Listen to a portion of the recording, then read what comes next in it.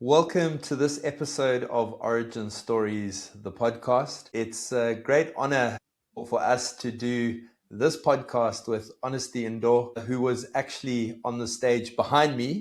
I think this is the first time we've got a podcast where the wallpaper is of you talking at the Origin Stories event last year. But honestly, it's just great to catch up with you. As I mentioned before we went on air, this is an opportunity for us to catch up, for you to share with us what's happened since you appeared on Origin Stories, and then also some lessons that you've learned, and then as well as for you to share the update and your story to to your clients and to the world. I think as a starting point, just give people a little bit of an introduction to who you are, your company, and the story that you told on stage. We will be distributing the video on YouTube, but I just wanted to take this opportunity to catch up with you and get an update. Hello, Will, and your audience. Thanks for inviting me, and again for the second time, and also for inviting first time at Origin Stories. It was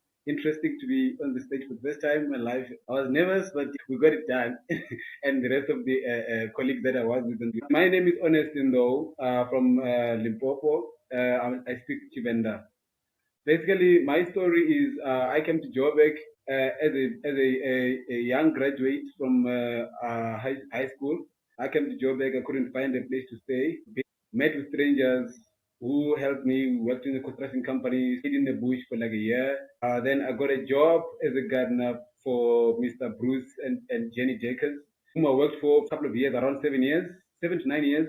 And they took me to school after graduating from the architecture college, where they paid all my fees and took care of me like their own. I got a job in a company where I learned how to do petroleum, and then later in the years, I opened my own company, H10 After Grand Lab. So just to give a background of the history of how I got into petroleum, I met a guy called Guy Dorman. He used to he was the owner of Autoways. He's the one that linked me with the owner of Artillery International, Emile Pascal, and David Rose, and got me to be employed in the company. At that time, I only had a certificate. I didn't even qualify to do petroleum design, because remember, in architecture, is what you call IDOW. There's a certain building that one has to do and be based on your qualification. I didn't qualify for that. I had a certificate because a guy assisted me. I got traced AutoCAD, competent, and then I got a job. I was given an opportunity. I worked there at Atelier for a couple of years. From there, I went to Bakele Consulting, where I was one of the experienced designers, where I met Sasol guys, whom are now my clients today. If I had not worked for Bakele, I wouldn't have Sasol today. I met a lot of great people in Sasol, and I learned a lot of skills and be able to stand on my own based on the skills that I learned at Atelier under Emil and BUMGU and Carl Adams. After Bakele Consulting, just before COVID, I always had the desire to start my own company. So when I was at Bakele, I started buying equipment slowly, Peter favors for myself from my salary, and then started working from home. When COVID hit, I was already standing on my own. I got a few contacts from contracts from Engine, a few contracts from Sasol, and my main client was global at the time. I pushed through the years on my own from the house. Then 2021, I got an office. It was an empty office at the time. I knew I wanted to have a staff in the company, but I didn't know how it's going to happen because I didn't have enough clients. Even the cash flow was quite hard. Based on the experience that I had and what I was able to deliver, the clients started to trust me. Some clients, for some reason, I learned that some clients really want to see where you are based. If you have a location that they can look at, some clients will come to my office to see where I am at before they give me sign a contract. Even though they are happy with the work, it's one of the things that I learned later, that actually having the address was one of the things that helped me a lot. The clients would come here. I employed first was two guys that I worked with for a few months. Then later on added one more guy, and now the office is full. We've got a full office now. We've got a vendor. We are vendors for Pragma. We are vendors for Astron. We are vendors for Sasol. And we still have Global on our side. We also have BP on our side as well now. But the BP thing happened after the origin story. That's the funny part of it. After I stopped the Yeah, origin I want story, to hear that after part. I think just as a summary, I think For your story was so unique because essentially, you were sleeping and working on a building site, eating sort of maize out of a paint tin, after cooking it, and then and sleeping at the building site, and then getting the opportunity to be a work in as a gardener, and are the product of some very kind people who saw your passion for drawing and design, and essentially through a lot of grit and hard work, here you are with your own architectural design lab, specializing in the petrochem world, and a vendor for some of the global petrochem companies, and with specifically your niche, which is in the architectural design for those companies. And then I did a post on LinkedIn to ask for any stories of entrepreneurs who have got very powerful and inspiring stories. And someone mentioned yourself on the comments, and then I made contact with you, and then I invited you, and I flew you down to Cape Town to share your story. Terry spent lots of time with you just to craft your story because it was your first time actually speaking live or as a public speaker, to an audience of over 320 people. I must say, everyone afterwards, you really inspired a lot of people in the audience, and it was just great for me to provide the stage for you and the experience for you to tell your amazing, inspiring story. So what happened after Origin Stories? I'm very curious. Yeah. After Origin Stories, the LinkedIn blown up. I got a lot of following. I got a lot of inboxes. There's a lady, I forgot her name, but I saved the number. She gave me a number. She asked me for a book. She says she owns one of the franchise of exclusive books. She said she's asking me to write a book. If I don't have someone that can assist me with what's called editors, she will link me with one. Where I need assistance, I can contact her directly. She will assist me. My story needs to be heard by a lot of people because there's someone out there that is in my position that giving up. They could hear it. Also, if I can do the story, and then also we can also try to use the new technology and have an audiobook for those that can read media, that can be able to read, for those that don't have time to read the book. I found that very interesting. I haven't started yet, but I'm considering it because I think that's going to be a very positive one. But when I look at where I come from and where I am now, it's one of the things that you can hear 1 in 100, I would say. It's one of the stories that you can rarely hear, where someone starts staying in the bush with no place to stay, with no food, staying under a tree, under a plastic tent for a year, working in a construction company, mixing a mortar as a laborer to be able to run a company that is a vendor in one of the major petroleum brands is unheard of. Also, to miraculously meet someone that employs you, give you an opportunity as a 1 month or 2 month job, end up coming a full-time employment, staying with them full-time, and then take you to school with their own pocket. Remember, they don't owe me anything. Bruce and Digger didn't owe me anything. But because of, I don't know what they saw in me, but they felt compelled to assist me. And it's something that I really appreciate.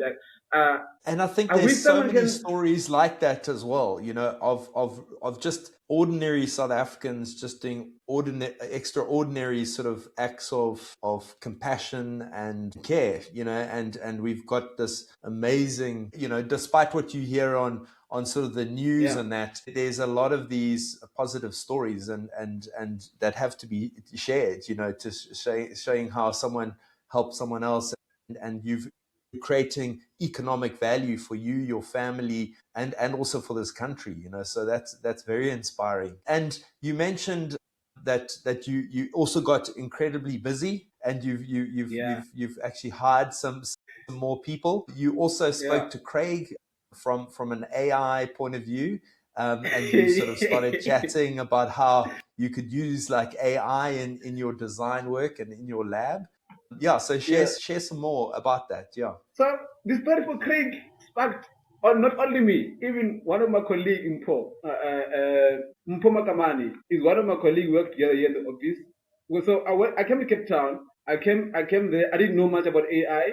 When I got there, I remember we went to hiking with Craig after we spoke, the 2 days after we Yeah, you're spoke. part of Will's Green Walk. You summited Lion's Head for the first time. Yeah, Yes, we did. with We went to in Lion's course of Head. Yeah. 90.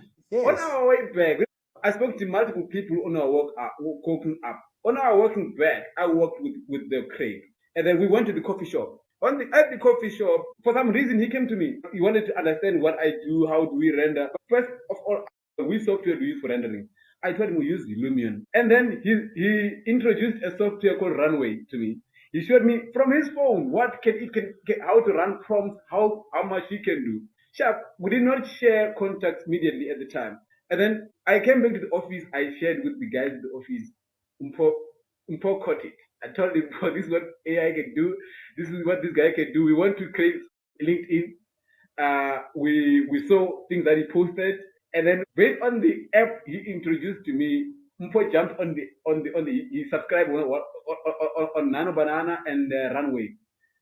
He took our rendering, he started enhancing them on AI. They look amazing. So now he became almost like our AI guy. If AI not made Craig, we wouldn't have that. That's brilliant. The work that we started doing, because we thought Lumion on its own was enough. After what we learned after meeting with Craig, things just went some different direction. When we post our renderings now, they look crazy. This proper stuff. It looks proper stuff. That was worth it. If we had not met Craig, we wouldn't have got that information. And also after the origin stories, I got a lot of inboxes on them were just emails. People come in asking for my email addresses, and I responded. And then I got a random email from BP. A lady does, she has got some sites for BP, and then she says to me she wants to give me an opportunity to do her sites for BP. She has got sites in BP. I did 3 sites so far for her. And this lady, Wow. for, That's for some amazing. for some reason, she knows a lady that used to be a partner at Global. And that lady was at Global. Now she's also at BP. All her global sites are being rebranded to BP. I'm doing her site as well. Wow. So now, when I look at it, now, this lady I've already known her from Global. The other one is new from BP. But now she has got quite a lot of sites. She knows a Cindy from Global. She's got more confidence that I can do the work. She knows someone that knows me on the other side. But she originally sent me an email based on the conversation of origin stories. Yesterday, there's a guy that came in my office. He said his name is Luhan. Let me check his name. Sorry, his name is quite difficult. Luhan. You don't have to share it. Yeah. Okay. Cool. Yeah. This guy called me randomly. He said he has got quite. I won't mention the brand. Got quite a few stations across the country. One of the stations he wants to do is to do 30 rebranding, redesign, and rebrand for the station. So prototype design. Wow. He wants us to do it. We're just waiting for him to come back with the what do you call it, material specs that he wants to use. When he was here, I asked him, how did he get my contact? Because he contacted me randomly. I don't know how he got my number. He said he watched my story on LinkedIn about origin stories. I was like, Wow. really? Yesterday? I was like, oh, really? He said, yeah, I think you deserve an opportunity. And also something that I once said, that there's enough for everyone in this world. We can share. There's enough for all of us. We can actually share, and all of us will be enough. He mentioned that. I mentioned that in couple of places, but I don't remember where exactly. I know I mentioned it, but I don't know. He couldn't pinpoint where exactly I said it. But he said, yeah, there's enough for everyone. But, yeah.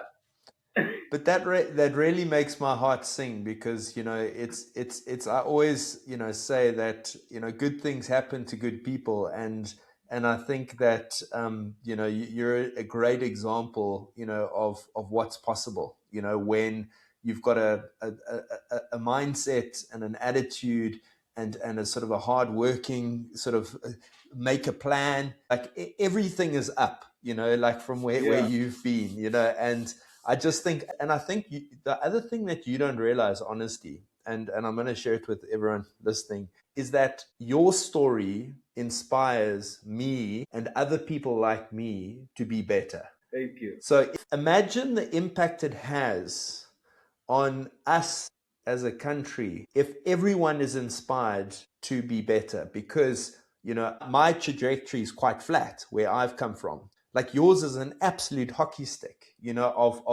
of growth and just, you know, so I think that's the it's kind of a ripple effect, and that's why the logo behind me looks like a sort of a ripple Yeah. of a sort of a stone in some water, because it has this impact of actually rippling out. So man, that's such good news. And you've mentioned that now you've hired people as well, so there's Yeah. job creation happening, and you're I've got doing like, yeah. so because of the workload that we had that I had last year. Later, I did some renovations in the office to make sure that I accommodate the new staff that didn't come in. But you know how the approach. I've always had an issue with getting the right people. But this time Mm, around, I think the universe answered, man. I just got the four right people like that I needed. For some reason, I didn't struggle. So I I got some guys that have got less experience, like 1 year experience. They worked somewhere in other, like Lebohang worked for one company. Tiani used to work for she worked for two companies. The other two also Ndogozo from one company, and then Tendo is from she never worked. She stayed from school. But I'm telling you, the energy is just different. These guys, they are dedicated, they enjoy it, and they're willing to learn the petroleum because they never heard about something like a petroleum industry. That way, people are just doing petrol stations. It was new to them. mm, Whenever I explain something to them, you can see these guys are willing to work. Like they are out there to want to be part of this industry, and they are enjoying. We have a TV here in the office. You know what's playing on TV? Clean petroleum. They are showing you the website. It's a company that manufactures the product for petroleum. Is what playing in mm, our office every day. So these guys are mm, really out there to learn, to be part of the industry. And when you explain to them, you can see this in their face. I tell you, every day in the morning, around 20 past 6, I get a WhatsApp on my phone because our lights in the office, they are like digital controls. I get mm. Mr. Ndou can switch on the lights. Ntokozo's here. 20 past 6, every day is here. That's brilliant. And it's the last to leave. That's brilliant. And it's the last person That's to leave in the amazing. office every day. Someone that determined in this world, in this day and age, is very rare to get. That And is, and it's yeah, almost like I feel like I met people that they've got the same determination as me. Like all of them. We give them a task, they want to get the job done. If they can't understand, they'll be knocking at the even I'm in a meeting, they'll knock at the door, they want assistance. If they can't if they can't solve it on their own, they'll wait for me until I finish my meeting, then we sit down and sort it out.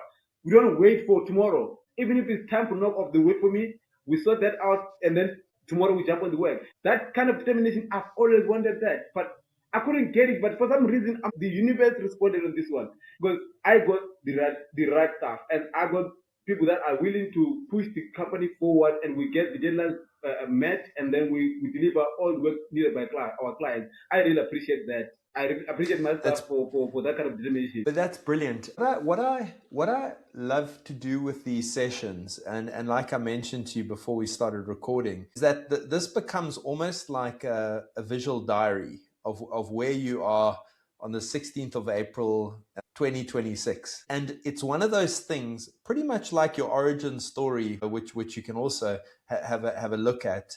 You know, it's almost looking into the future, because the goal is really to have a vision, to kind of how you want to grow your company, to what do you want to do as an individual. So it's quite important when you put that out into the universe, exactly what comes back. So, and then we can always look back to this episode and say, remember the time when you said you wanted to do X and you've done it. So I'm giving you the opportunity just to kind of look into the future, and kind of like paint the picture of what type of company you want, and yeah, just and what type of projects you want to work on, because like I mentioned, other people will be watching this, and you never know what could happen as a result of this video. I think at the moment there are a lot of amount of projects that I have and work that I still get each day. It has exceeded my expectation. I've always wanted to have a company that we can do work and can be able to take care of our families. But at this point in time, it has become bigger than I thought, than my imagination. Even for me to be able to employ people, more people in the office to be able to do the work, it was a matter that I had to force myself to grow because the pressure was too high and I was missing a lot of deadlines. It forced me to grow because that's what the universe wants. I did not plan it to grow that fast, but I think it grew faster than I had planned. For that, I think I really appreciate. The way things are going right now, I think the company is gonna be maybe 5 times bigger in the next 3 years, if not 2 years. The amount of workflow that we're getting, it's quite a lot, man. It's quite a lot. No, but We have that's enough. where, yeah, you say? We have, mind you, we don't do every building. We just specialize in on restaurant space and petroleum. But the workflow that we get, some people out there that are doing almost everything can't get amount of work. And You're the I best at have to what count you that do. as You're a big specialized. blessing. Yeah. Yeah, I have to count that as a big blessing because I'm getting something that other people are praying to get, and they can't get it Mm. for some Yeah. reason. I love that, so I heard sort of 5 times in 2 years. We'll see, you see that. And currently you're 4 people, Yeah, 5 people. Yeah. yeah. So, but So we now I've got 5 people full time, and I still have the sub consultants that I used to use, like the QS. I still sub consult engineers. I still have the sub consultants and project managers. We still have, but brilliant. at the office we have got it's 5 of us.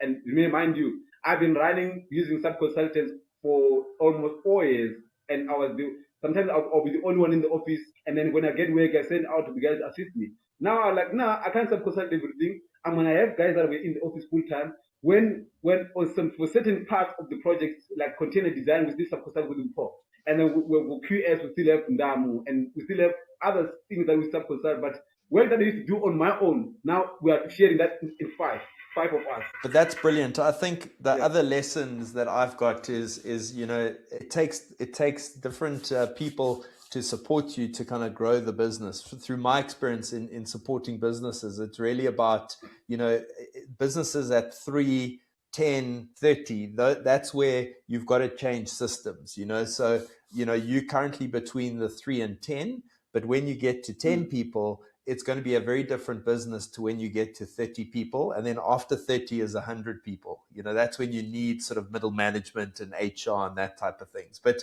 I yeah, think I think the bottom line is just, from a company point of view, is just focus on the culture, the values, and then essentially you attract the right type of people. And with your story and your sort of ethos and commitment and quality of work, generally you don't have to do any marketing because word of mouth happens and yeah, true. happy clients come back to you. So then it is just a case of, yeah, how do you put in systems in your company so that you can then focus on growing the company? Because I always say, like, an entrepreneur is definitely, a proper business. An entrepreneur, as opposed to an employee, is someone who can leave the company for like 2 months, but the company still Yes, runs. So that's like always a goal. And then you also building IP and systems in the business that makes the business more valuable, because no one else can do what you do, and you've built up this experience and this IP around how to do certain things. But yeah, that's for a separate discussion and chat. And just to kind of end off, I think we just got a couple of minutes left. But yeah, I just wanted to. It's always good to give acknowledgement of people that have saved you, or not saved you, helped you and helped you grow. I think for, obviously in my situation, I've been helped by many people. It's always good to kind of acknowledge that, and then you can also share it onto them, because I think sometimes people help you and you don't realize the impact that has on the person that you've helped. You just kind of go, oh no, let me just yeah, introduce you to someone, boom, and then you don't hear about it. But next minute you've got a contract, that person's joined the company. And also at the same time, you might be in a very low place, like mentally, and that just bit of advice or that good feedback kind of just is enough fuel to make you sort of reset and go, actually, honestly, I've got this, I'm good. So is there anyone you just want to say thank you to, or just acknowledge, both personally and professionally? And then I've got. finally, yeah, and then after that, we can kind of end off with how people can get hold of you and what you're currently busy with, and yeah. Before I can actually answer that, and sorry to cut you off. At this moment, the direction that I'm taking is that I'm looking for a bigger office. I want to centralize everything. I want to make sure that all the services that I am outsourcing, I want to bring them internally. I can easily get 12 people in the office because I've been having work that I'm outsourcing. So the company growing to to overturn is there. I am just delaying myself because I think I did not see it growing that fast. But it's something that I'm working towards. That's the first thing. In terms of thanking people, my first thank you goes to Bruce and Jenny Jacobs. Those I don't know what to say. They saved my life.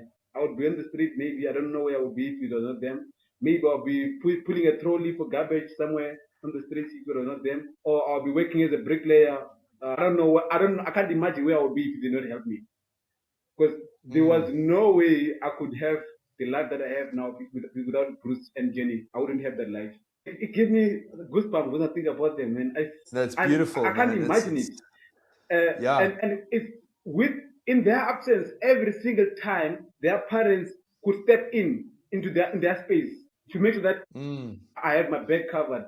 You remember at the origin stories, Bruce and Jenny couldn't make it. They sent their parents again. Duncan I and know, I Andy, they love were that. there. Look how I know. old Duncan is. He was there to support me. He was there during my time when I was studying. Even on my graduation, Duncan was there. That kind of support, you don't get it so easily out there. You don't. There's people with good hearts out there. Like there was people, they had my hand Beautiful. from the bottom to where I am today. Even when I speak out about the support that I got, I speak proudly because it happened to me. It's not a story from the books. It's a real story that happened. Some people had my hand. And then also, I want to thank also you, Will Green, and your team for giving me the platform to talk about my story for other people to know about. I want to thank also Emile Pascal for assisting me and giving me an opportunity when I didn't even qualify to be an architect that can design petrol stations. He gave me an opportunity. He taught me. There were days where we would fight, but we were fighting for a positive thing. And I learned from that fight. I learned from those corrections that he gave me because he wanted me to do the right thing and to fit in within his company culture. And I managed to grab it with both hands and use that opportunity. I also want to thank Carl Adams and BUMG who mentored me to be able to have my professional registration that I have today. Carl Adams registered me as a candidate under him.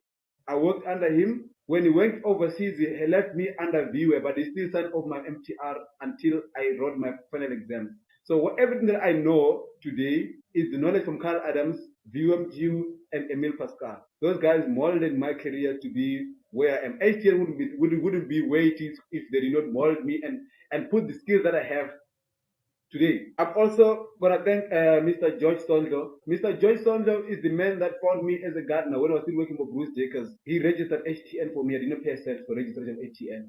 He took my ID, he went to CIPC, registered my company for free. I did not pay R1. Only thing I had to do was to pay the yearly fees for the company and maintain the name, everything until today. HTN was registered in 2013. I did not pay a cent for it. Wow. So I've always had people that are positive in my life. That really, for some reason, I always meet people that are willing to help me. So even if I tell you how I got into apply being a vendor to the company, it's because of people that I met in the industry. They didn't have to do that for me, but because of the type of person maybe that I am, maybe I don't know, I attract people that assist me all the time. They would come to me and say, "Chief, this is what is happening. There's an opportunity here. Go apply." And I apply, I get it. When I wrote my exam for PsyCap, I got 81%. I had to do what you call a special concept. Because remember, the issue of my qualification, I only had a certificate. I don't have a degree. Based on my experience, I submitted my portfolio to PsyCap and wrote did a special concept for petroleum. And I passed the assessment. So there are people out there that can't get the same opportunity that I got. They have to go. If you don't get the money to go to university, you're out. I got people that help me to be able to continue to work at the professional level without the degree, using the experience, and also to get to be in the industry to work and have that experience. It was also a help from people that were there in my life. For me, that is it's huge. It's huge, man. And every single time when I look back, I'm like, I don't believe that I'm an ordinary human being. I'm sorry to say, but I don't. Because I've seen things happen. When I look back, I'm like, how did I get out of that? How did I get this together? Because I got in there, it looks like a problem when I'm still there, but I get out and solve the problem, and I'm out as a winner. And that's what I want to just unpack is, like, if you were to give some advice to someone, listening to this, who's in a sort of, I don't know, like a poor situation, or like what advice would you give your younger self? Like, what have you learned? What is the sort of, what is it about you, and what can you sort of share, and what will you continue to do? Yeah. In terms of what I continue to do is that I copied what Bruce did to me. I feel like now the security guards here where I work, I always make sure that I give them positive words. Some of them are even like 2 weeks, a month ago, one of the guys told me he's doing a learner's license. He wants to prepare to go right go test for his license. I did. As I send you your account number, I'll pay for a license. I paid for him. Because for me, it's like somebody help me, let me help him. Even the guys, some of the guys that are my candidates that I'm signing off, like what Carl was doing to me, I pay for their yearly fees subscription for a second. They are getting a salary. Maybe it's not enough, but right now I have an opportunity where I'm able to make a bit of more money. Why can't I help them? It's like maybe 2,000 rand. I can help. I can go that far. If I'm to tell the younger me, I'll say just stay positive, be a human being like you always been. When you are being good to people and you are a good human being, people recognize that, and you might not watch. Someone is watching you, and they will always help you. Even if the situation is tense, don't be violent. Be a human being. Even if you walk away, don't lose anything. The universe responds to what you give out. I love that. But if you have an opportunity to go to school and further studies, go and further studies, and there's opportunities for people that are qualified. Because not everybody will get. Not everybody will get. Yeah, and I think what you mentioned, it's like you can always kind of work earlier, you can always work later, you can always work harder, and Yes. and then that gets recognized, your effort, and your Yes. attitude to kind of feedback. And it's something I teach my kids. I say the smiles you give out are the smiles you get back, and it's all about positive energy, and I really love that. Honesty, how can people get hold of you? Sorry. Yeah. And also, even if you are smiling back, Will, to the world, and you might find one nasty person that is grumpy with their own problems, it's just that one person. Continue to be a nice person. Simple as that. Yeah, exactly. Yeah. I love it. It's just the positivity, it's that ripple effect of paying it forward, recognizing that you're in a position and grateful for, where you are at the moment, and you attracts like. And stories like this need to be told, man. It's people always say, like, there's races, there's religions, there's wars. This is beautiful. This is real humans, connecting and helping each other and succeeding together. How I look at it, I'm like, okay, there's racism out there. We also get racist situations. You walk away from that if you can, it's safely. Sometimes you don't, but you get also affected by wars. But if you are in a safe place, just maintain where you are, maintain your position on the country. Don't try to invent or what's the word? Don't try to get yourself involved on things that have nothing to do with you. Yeah, control what you can control. If you have the right people around you, also. Yeah, and I guess it's also how you act, being the victim, or do you want to be the hero, and what type of role do you want to play? I walk away. I've got family to take care of. If a situation is dangerous, even if you call me a coward, I walk away. I'm gonna go home and see my kids alive. That's what matters to me. Yeah, it's true. Yeah. No, it's good advice. Honesty, how can people get hold of you, and what can we help with? Finding good talent. You can get hold of me. My LinkedIn is HTN Actual Result Lab. LinkedIn is Honesty Ndou. Facebook, same names. And Instagram, same names. On my number is 073-717-6931. On my office number is 010-500-6807. The email address is 27 for... And that's 27 before that for international viewers, because... that's 27, correct. H2N Architectural Design Lab is going global. Yes, that's where you can get hold of me, of us as HTN, or me directly. In terms of us getting help, at this point in time, we just need projects and we employ more people. That's what we need right now. We want the company to grow. I don't believe in getting handouts. I want to get an opportunity so I can earn what I deserve. That's what I want. Brilliant. for me and my team. Because when you give work to HTN, it's not only for me, it's for me and my team, as we can also be able to buy more equipment and employ more people. We want HTN to employ maybe 50 more people if we can. That would be really, that's what we want to do. If we get that, it would be I love great. it. Well, I've got no doubt that we're going to get there with the support. And it's been a privilege speaking to you and catching up with you, Honesty. And go well, my friend. Yeah, it's onwards and upwards together, as I always say. Yeah, thanks a lot. I'll be in Cape Town very soon. I've got some sites there in Cape Town that I'm working on. I'm gonna come see you when I come down that side. Last time I was there, you Brilliant. took care of us very well. That was thoughtful. Thanks a lot. Pleasure, Honesty. Anyway, Thank that's you. it for this episode. And look out for the next episode where we uncover these inspiring origin stories of incredible African entrepreneurs. Thanks, Honesty. Kate. Thank you. Thank you.